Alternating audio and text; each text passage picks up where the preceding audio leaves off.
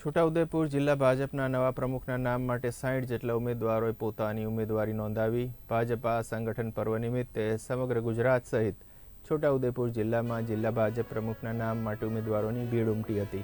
પ્રદેશ દ્વારા નક્કી કરવામાં આવેલા નિરીક્ષકો, જિલ્લા ચૂંટણી અધિકારી, સહ ચૂંટણી અધિકારીની ઉપસ્થિતિમાં ફોર્મ ચકાસણી કરવામાં આવી હતી, જેમાં છોટાઉદેપુર જિલ્લાના અલગ અલગ તાલુકામાંથી 60 જેટલા ઉમેદવારો નોંધાયા હતા। મહત્વના હોદ્દા ધરાવતા હોદ્દેદારોએ પોતાની ઉમેદવારી નોંધાવી હતી। પ્રદેશ ભાજપની સૂચના અનુસાર પ્રદેશમાંથી આવેલ નિરીક્ષકો આજરોજ જિલ્લા ભાજપ કાર્યાલય ખાતે જિલ્લા ભાજપના પ્રમુખ પદ માટે ઉમેદવારી પત્ર સ્વીકારે છે અને જિલ્લાના અનેક કાર્યકર્તાઓ પોતાની ઉમેદવારી રજૂ કરે છે, જેમાં હું પણ મારી પોતાની ઉમેદવારી રજૂ કરેલ છે।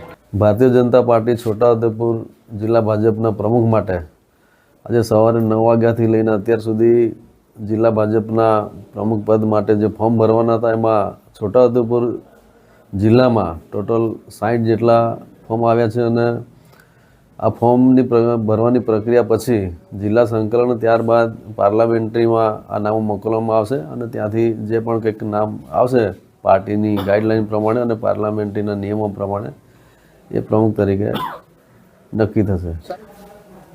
એક્ઝેક્ટ અત્યારે કહી શકું એમ નથી, પણ 4 અને 5 જાન્યુઆરી આ જિલ્લામાં પ્રોસિજર થશે ને ત્યાર પછી પ્રદેશમાં પાર્લામેન્ટરી થશે અને ત્યાર પછી ત્યાંથી એનું ડિક્લેરેશન થશે। ગુજરાત પ્રદેશ દ્વારા આજે છોટાઉદેપુર જિલ્લાની અંદર છોટાઉદેપુર અને ગુજરાતની અંદર જે જિલ્લા પ્રમુખો ભારતીય જનતા પાર્ટીના નવા ટર્મ માટે જેની નિયુક્તિ કરવાની છે એ સંદર્ભે પ્રદેશની સૂચના અનુસાર છોટાઉદેપુર જિલ્લા ભારતીય જનતા પાર્ટી કાર્યાલય ખાતે આજે જિલ્લાની અંદર પ્રમુખ પદ માટેના ફોર્મ ભરવાનો પ્રક્રિયા આજે શરૂ થઈ છે। એ પ્રક્રિયાના ભાગરૂપે ખૂબ મોટી સંખ્યાની અંદર છોટાઉદેપુર જિલ્લાની અંદર પ્રમુખના દાવેદારી કરવા માટે કાર્યકર્તાઓએ આજે ફોર્મ અહીંયા ભર્યા છે। મેં પણ આ જિલ્લાના પ્રમુખ પદ માટે ઉમેદવારી નોંધાવી છે।